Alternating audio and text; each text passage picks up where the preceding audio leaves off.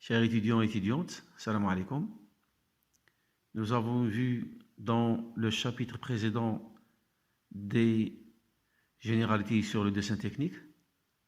Maintenant, on entame directement le chapitre 2 concernant les éléments de la géométrie descriptive.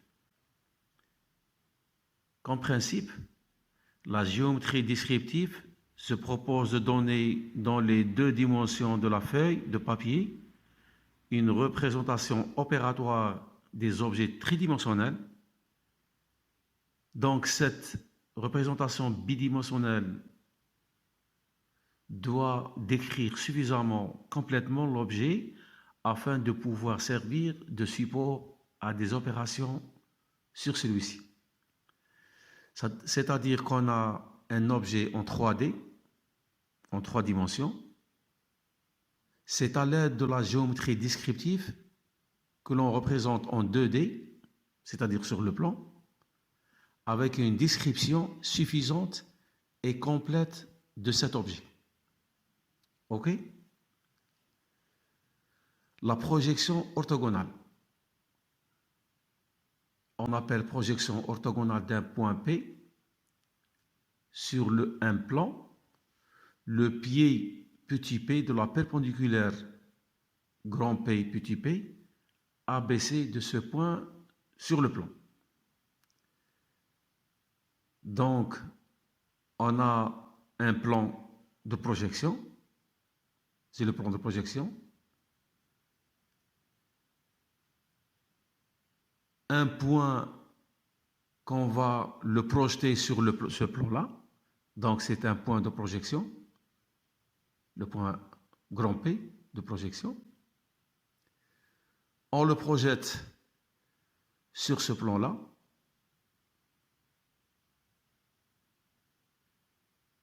Pour nous donner le pied, petit p. OK?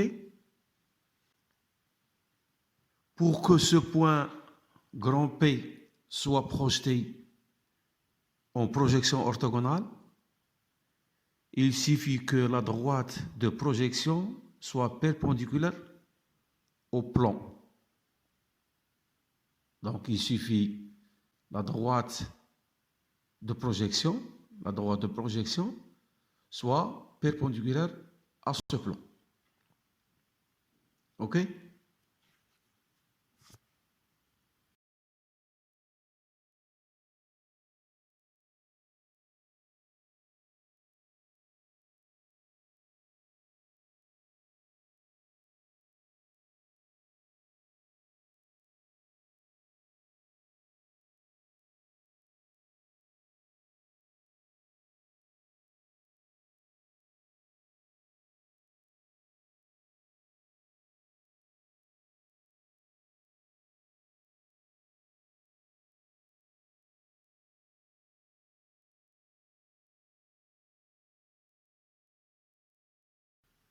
On a vu, si vous voulez, la définition de la projection orthogonale. Maintenant, on attaque la projection d'un point dans l'espace. OK? Donc, la projection orthogonale d'un point se fait sur 3 plans. Un plan horizontal, un plan frontal et un plan de profil.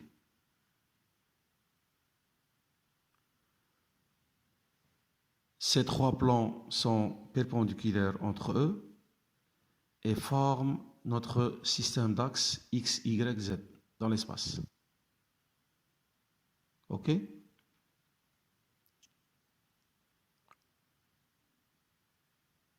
On considère un point A, le point rouge,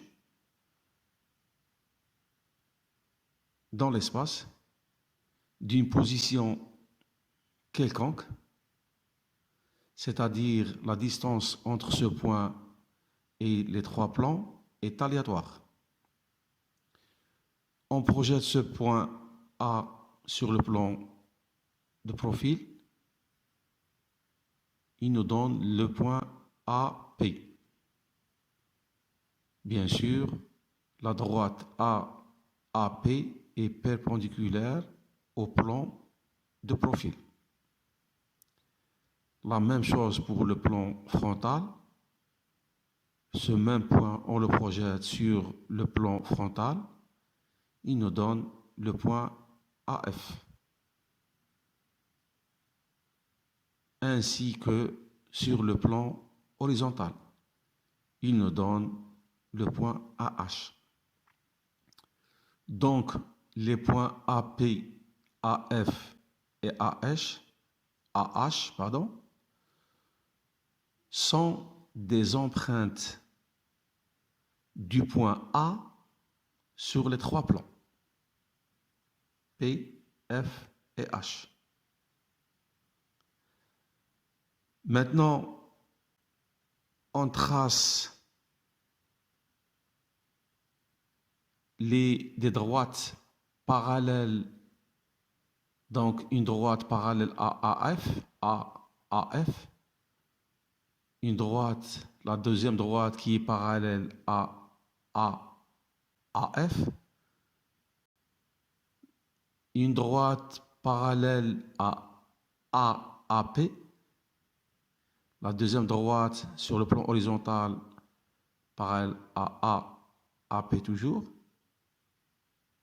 une autre droite qui est parallèle à la droite AH sur le plan de profil, une autre sur le plan frontal qui est toujours parallèle à AH. Vous pouvez constater qu'on a construit un cube. OK?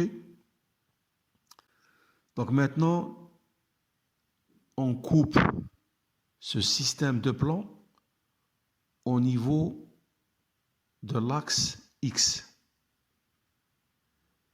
On coupe notre système de plans au niveau de l'axe X.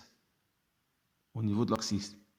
De telle façon à avoir le plan de profil et le plan horizontal dans le même plan que celui du plan frontal. OK?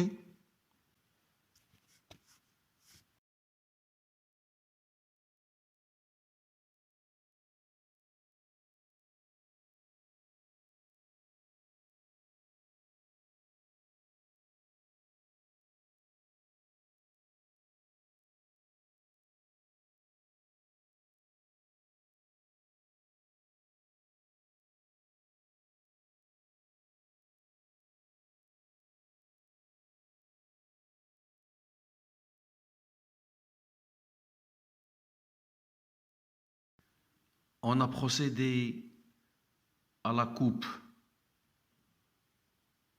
au niveau de l'axe X. Donc, le plan P, le plan F et le plan H. Quand vous pouvez constater que les trois plans sont devenus sur un même plan. C'est-à-dire on a séparé entre le plan de profil et le plan horizontal. OK? L'axe X se trouve deux fois puisqu'on a coupé à son niveau. Les axes X, Y, Z restent donc dans leur position initiale. Maintenant, on reporte les empreintes, si vous voulez, laissées par le point A sur les trois plans. Le point AP, le point AF et le point AH. OK? Donc, puisque l'axe X est le même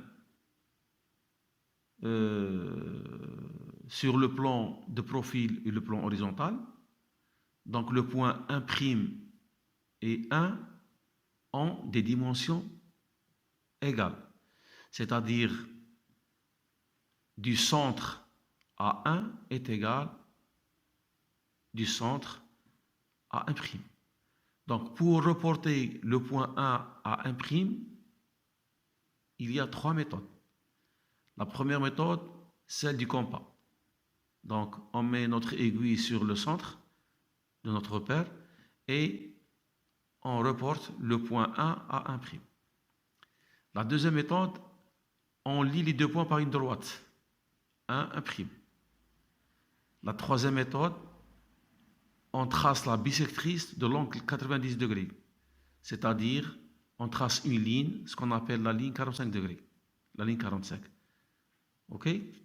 Et on prolonge le point 1 jusqu'à cette ligne 45. Après, on trace la ligne horizontale de cette intersection jusqu'au point 1'.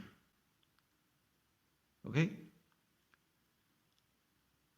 On efface ou bien on enlève les plans de profil frontal et horizontal et on obtiendra ce qu'on appelle l'épure d'un point. OK? Donc, ce schéma, si vous voulez, s'appelle l'épure d'un point.